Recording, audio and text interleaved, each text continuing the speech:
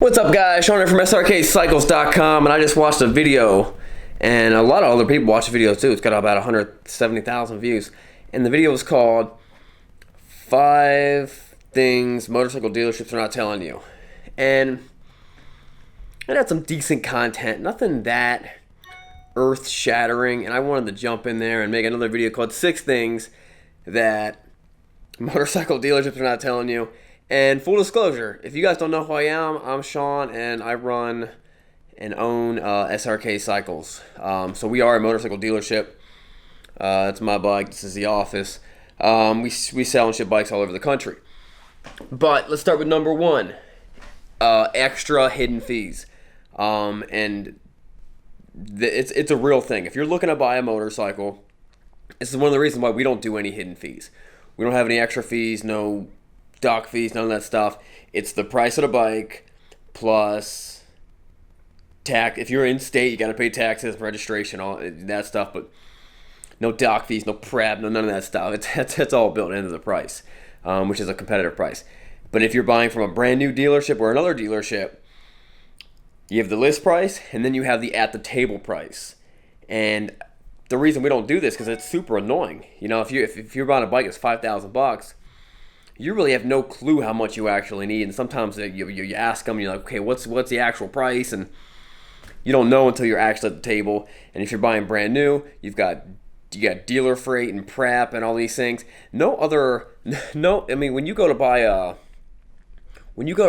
eggs at the grocery store, they don't charge you like hatchery fees. When you go to buy bread, they don't charge you shipping fees. You know what I mean? Like, why is that cost not already in there? And the reason is because they're trying to hide some of the costs to keep the prices competitive. I think it's deceptive. We don't do it. That would be number 1. 2, this is a financing one. Do not finance everything. Do not go to the dealership with a mediocre or even a perfect credit score. Don't go to the dealership with a perfect credit score and no cash and try to buy a bike and then start financing everything on top. Oh, you know, I'll get the Kawasaki card, I'll get the Harley Davidson card, I'll get the whatever card, and then get a jacket and helmet and everything. It's the dumbest idea. The last thing you want is in a couple years, 5 years, to still be paying off your stupid helmet that you lost or that you dropped, 2 weeks later. It's a horrible idea, and your interest rate will be high, even though it looks like it's not going to be that high. It's just a dumb idea. 2, it doesn't feel like you're actually paying for the item. And that's why, if you're like, hey, I don't have any money, I'm not really paying for it. Trust me, you're paying for it, and you're paying quadruple the price. You're not looking for the best rate, you're not looking for the best deal when you're doing it that way. If you're looking for the best deal on gear, I mean, I've had dealerships tell me, this is not my words, I've had dealerships tell me, if you want the best prices on gear, just go someplace else. We don't actually sell gear at our shop. We sell our tie-down straps, tank straps, but that's it. And we sell them online. So don't finance everything. Personally, I like to pay cash for everything. I worked very hard to get out of debt. And so that's kind of how I feel personally about it. But let's go to number 3. Okay, so the one thing that one guy was talking about in his 5 things is he talked about salvage title. He's like, buying a bike with a salvage title. First of all, if you come up to a dealership and, well, no, I'll take that on a different angle. It's very, very, very unlikely that a dealership is selling a bike with a salvage title. Not that many bikes have salvage titles, but let me just explain to you the whole title and branded terminology. You have a clear title. That's 2 things. It's clear of liens, which in most states, including Pennsylvania, if you have the title, if you as the person have the title, it probably doesn't have a lien on it. Because normally the bank will have the title. If it is a lien on the front, make sure it's signed off. So it has no lien on it, and it's not branded. A clear title, nothing's been done to the bike. Now a branded title would be like a salvage brand. And what that means, what makes more sense, actually better terminology would be a R title. Some states have salvage titles. In Pennsylvania, we have salvage certificates, not an actual title. You have to go through a very enhanced inspection process to get that salvage certificate into an R title. That means a lot of work has been done to check it out. But if it is an R title, first of all, it's very rare to see a dealership sell an R title bike. They avoid that stuff like the plague, because it is worth half. Just right off the bat. If rule of thumb, if that bike should be worth $6,000, and you say, "Wow, that bike's only $4,500." Oh, it's got an R title. It's too much. It should be so cheap that it actually makes sense to buy at an R title. And then you also have a flood. You have flood titles. That's something you need to worry about. But it'll say they're right there on the title. But like I said before, a dealership's not going to do that. It's extremely rare, and also the bank would never let you finance it. Normally, before the deal actually happens, if you look at the title first, just check if there's a branding spot, or ask them to show you. Hey, let me kind of make sure it's a clean title. That's good due diligence. If the bank tends to see the title before they do the deal, if you're financing it, they won't let you do the deal.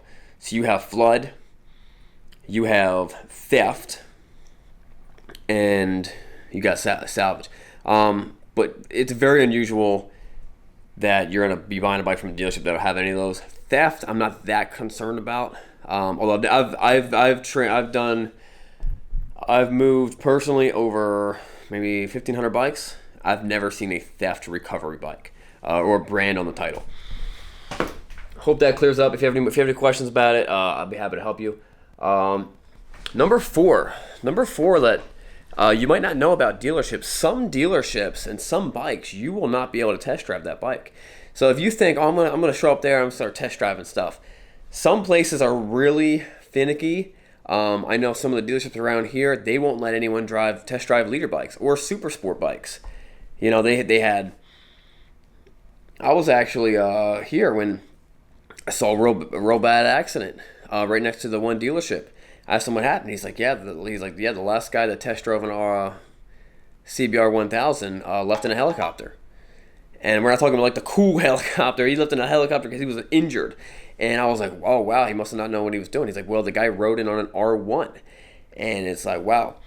So some dealerships won't let you test drive bikes. I know personally, I won't let people test drive a lot of the super sport bikes myself. Now, if you roll up in an R1 and you want to test drive a 600 and you have a license, I'll let you do it. If you can, kind of prove to me that you know what you're doing and that you've ridden bikes just as fast, I'll be fine. But normally I'll tell you take it easy. It's not the time. My test drive videos, we do test drive videos for all of our bikes. My test drive videos is when you can see that the bike runs the way it should. Now, if you drive off the lot and it's not running right, hey, we'll definitely get that figured out. I was going to say something else, but I forgot what it was.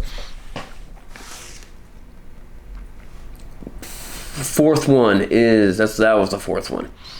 Number 5, motorcycle upsell. Sometimes dealerships you'll go in there and you have an idea of what bike you want. And then you got these pushy salesmen, they'll try to sell you on something else, something different. Maybe because they make commission or something like that off that bike. That's one of the reasons why our guys are all salary. We don't make commission off the sale of the bike. And personally, we don't care what bike you buy.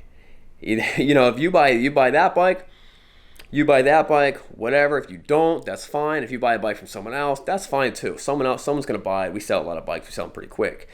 But just keep in mind that they might have some motive for which bike you actually buy. And another thing on top of that, kind of going back to the fourth reason, is, it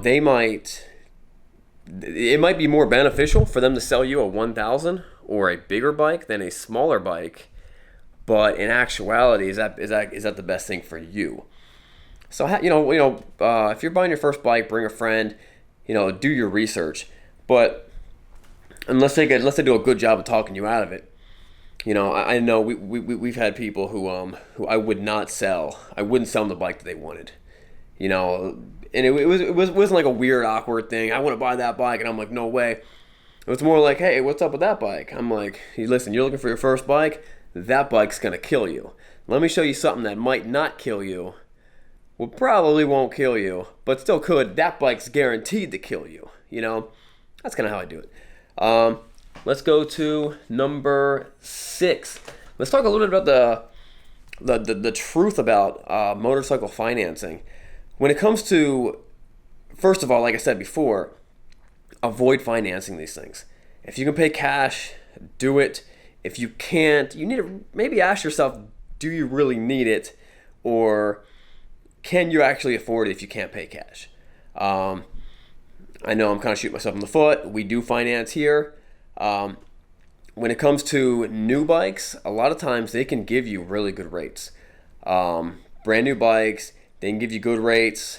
Just don't, you keep an eye on the fine print. Don't stretch the term out. If it's like, 2% or 0% for 7 years, a lot of times that rate is actually variable. So your goal every time you finance something should be paid off as soon as you possibly can. Now, when it comes to used bikes, we only sell used bikes, and if you want the best possible rate, you need to go to your own credit union, not even a bank. You need to go to your own credit union and get finance for that bike for a secured loan, not a signature loan, not an unsecured loan, from your own credit union for that bike. That's going to give you the best possible rate on a used bike. A lot of times with car dealerships and motorcycle dealerships, the way this works out is it's a little more convenient to go to the dealership just to get finance. But the way it works out is you go there, they get you finance, they call the bank calls the bank calls them back and says, hey, we got this guy approved for 5%. And then they tell you, hey, great news, we got you approved for 8%. And then the dealership gets that difference in percentage. And that's called back end, and a lot of dealerships actually make more money on the back end than they do on the front end. So that's not going to happen if you're getting your own financing, or if you go up there and be like, hey, listen, I got approved for this rate. I'm expecting to get a rate similar to this. Now, we don't work on that basis. We just work with if we get you financed, we work on a flat fee. And I'll tell you what, our financing is kind of more aligned right now for the subprime. People don't have great credit. And I tell people, I'm very honest about it. If it's a higher interest rate, I tell them, listen, pay this thing off as soon as you possibly can. Do not let this thing go through, making payments through the entire term of the loan. This $5,000 bike will cost you $15,000 or something ridiculous. Just pay it off within a year, half a year, or something like that. Well, guys, that kind of wraps it up. If you have any questions, throw them in the comments below. I hope that helps you guys out. I'm Sean from Srkcycles, and remember, it's not what you're riding, but where you're going. What's up, guys? Sean here from Srkcycles, and thanks for watching the video. Click here to subscribe. Click here to see more content. And as always, check out the description box to see our latest inventory and our killer deals, to see how to win a free motorcycle, and also to see our latest bikes and beards gear. We'll see you guys later. Remember, it's not what you're riding, but where you're going.